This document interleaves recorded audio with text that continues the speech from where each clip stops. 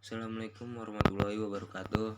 Perkenalkan, nama saya Pan Putra Pradana dengan NIM 35 2010 294. Sini saya akan membahas tentang otomasi industri yang terdapat 7 soal. Yang pertama, bagaimana konsep dari otomasi industri?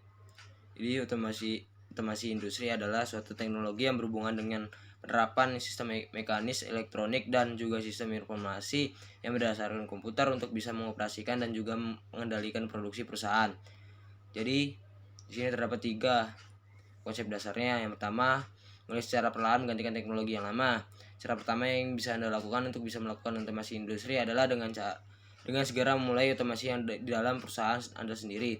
Melakukan otomasi industri memerlukan biaya yang tidak sedikit karena Anda harus mengganti beberapa alat dan juga mesin tradisional pada mesin yang memang bisa lebih berhubung dengan sistem internet. Untuk itu, Anda bisa memilih alat apapun yang memang harus bisa diganti agar mampu menggunakan teknologi yang paling baru dan memudahkan pekerjaan serta meningkatkan performa perusahaan.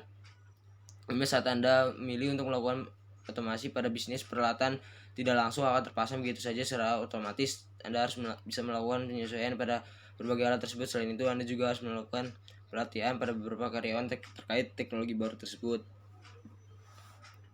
Kedua, rencanakan dalam jangka yang waktu panjang. Jadi Anda harus memikirkan rencana jangka panjang pada kegiatan bisnis Anda. Melakukan otomasi industri memang tidak mudah, juga memerlukan banyak biaya. Bila Anda melakukan bisnis dari awal, maka hal ini tidak terlalu menjadi masalah yang sangat besar karena Anda sudah mampu melakukan otomasi industri bisnis sejak awal.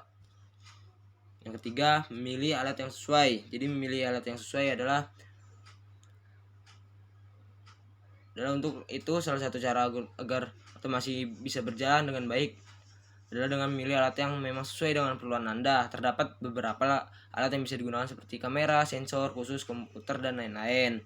Jika Anda belum mengetahui alat apa saja yang Anda perlukan untuk melakukan otomasi industri pada perusahaan Anda, maka Anda harus berkonsultasi dengan orang yang tepat dan menanyakan alat apa saja yang diperlukan oleh perusahaan guna meningkatkan performa perusahaan. Soal yang kedua, jelaskan rangkaian listrik seri dan paralel beserta kekurangan dan kelebihannya. Kelebihan rangkaian seri adalah yang pertama itu besar arus yang mengalir pada setiap hambatan akan selalu sama. Yang kedua, karena hambatan disusun seri, maka kabel yang dibutuhkan lebih sedikit. Kekurangan rangkaian seri yaitu lampu yang menyala tidak sama besar, tergantung letak besar hambatan. Yang kedua, jika salah satu lampu padam, maka lampu yang lain juga ikut padam. Yang terakhir, tidak dapat dipasang saklar.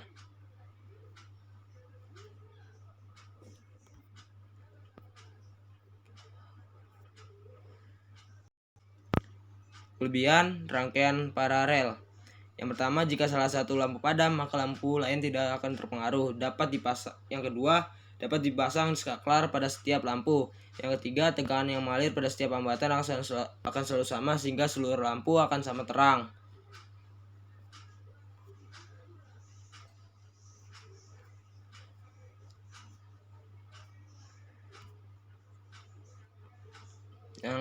Soal yang ketiga, pada tiap bulan kita melakukan pembayaran listrik. Bagaimana kita menghitung berapa rupiah atas penggunaan listrik tersebut, sertakan rumus dan contohnya.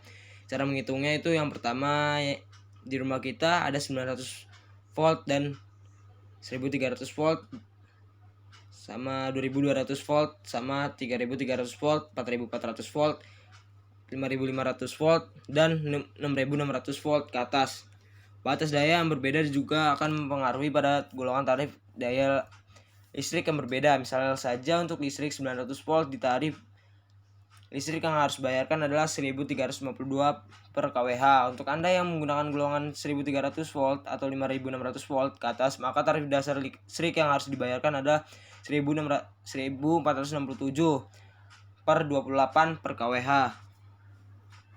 Langkah selanjutnya untuk menghitung daya listrik di rumah Anda. Yang pertama, 3500 watt ditambah 8400 watt, tambah lagi 300 watt, ditambah lagi 400 watt, tambah lagi 800 watt, ditambah lagi 500 watt, tambah lagi 3000 watt.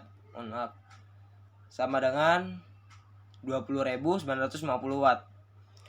Untuk menghitung biaya listrik, Anda perlu merubah satuan watt menjadi kilowatt per core atau kWh. Caranya adalah dengan membagi jumlah penggunaan daya dengan 1000 atau 20.950 dibagi 1000 sama dengan 20,95 kWh.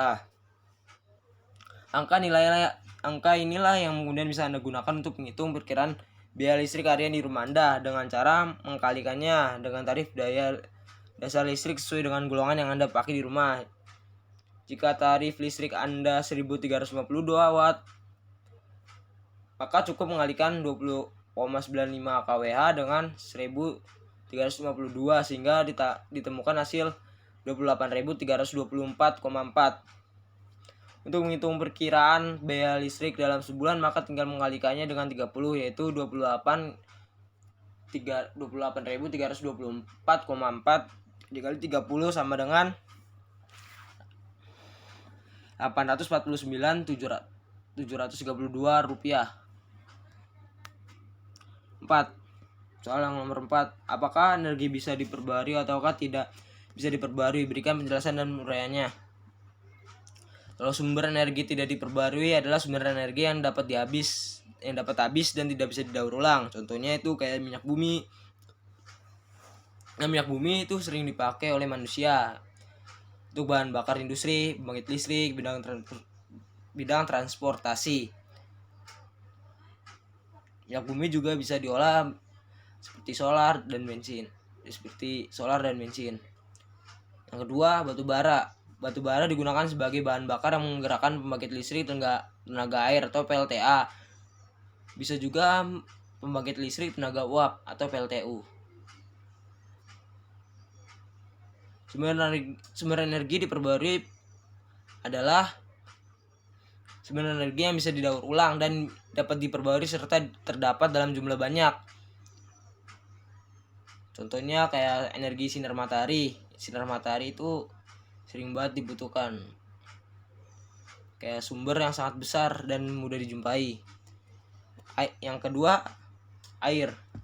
Dan air yang mengalir deras misalnya yang ada pada sungai, waduk, dan dimanfaatkan oleh pembangkit listrik tenaga air atau PLTA sebagai penggerak turbinnya. Dengan gerakan turbin itu, maka generator pun bergerak untuk menghasilkan listrik. Aliran air termasuk energi yang dapat diperbarui atau terbarukan.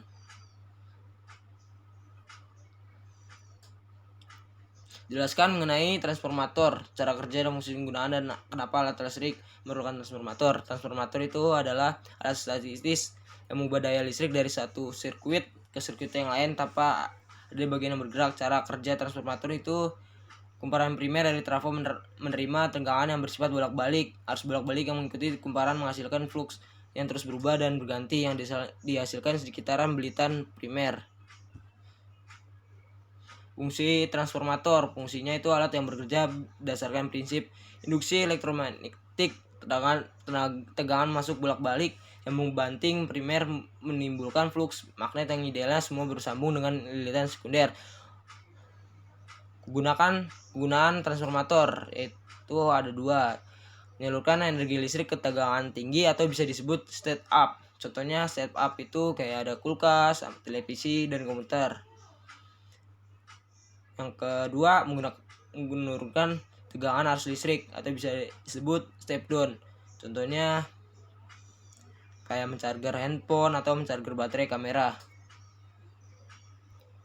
Jelaskan konsep dari sistem proteksi dalam otomasi industri. Sistem proteksi itu mengaman listrik pada sistem tenaga listrik yang terpasang pada sistem distribusi tenaga listrik, trafo tenaga, transmisi tenaga listrik dan generator listrik yang dipergunakan untuk mengamankan sistem tenaga listrik dari gangguan listrik atau beban lebih dengan cara misalkan bagian sistem tenaga listrik yang terganggu.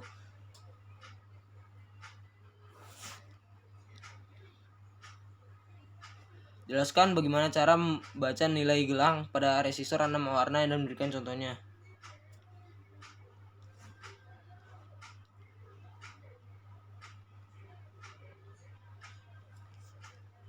Yang pertama itu ada warna hitam, itu 0, coklat 1, merah 2, oranye 3, kuning 4, hijau 5, biru 6, ungu 7, abu-abu 8, putih 9, emas itu 5%, peraknya itu 10%, tak berwarna itu 20%.